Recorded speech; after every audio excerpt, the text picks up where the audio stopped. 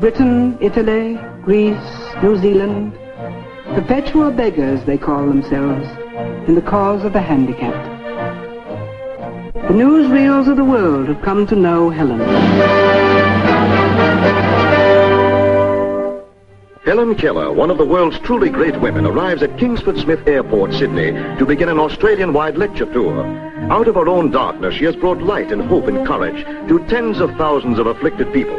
Stricken blind and deaf at 2 years of age, Miss Keller consequently could never learn to speak normally. When she addresses the young students at Sydney's Deaf and Dumb Institute, her artificially acquired monotone is interpreted by Miss Thompson for those children with partial or aided hearing. Every step and road you are traveling. I know every step of the road you are taking. And I do rejoice as you cheer and determination. And I rejoice at your cheer and determination. But the obstacles you meet are many. Because the obstacles you meet are many. And when you go out with life, and adventures. And when you go out to life's struggles and adventures, you will raise a banner. You will raise a banner who follow you. For the deaf who follow you. In class, she follows the progress of the older girls in learning talk.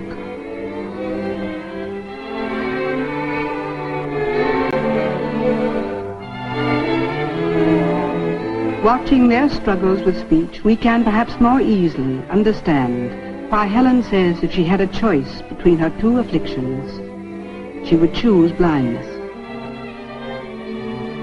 The deaf, cut off from the world both by lack of hearing and lack of speech, need all the encouragement she can give.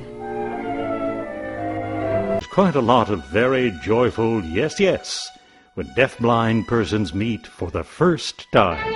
At Wurunga School for Blind Children, Helen Keller meets Miss Alice Betteridge of Victoria, also blind, deaf and dumb.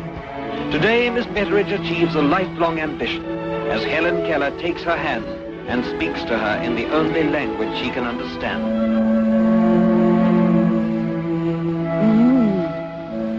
Yes. Now.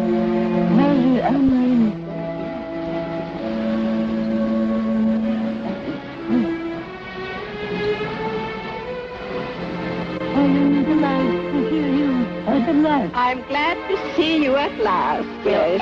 If Helen Keller could see the excitement on Miss Betteridge's face, it alone would be sufficient to make her trip to Australia worthwhile. Very much loved by the Australian people, Alice Betteridge, like Helen Keller, had been deaf and blind since infancy. She was the first deaf-blind person to receive an education in Australia precisely because Helen Keller had inspired the world.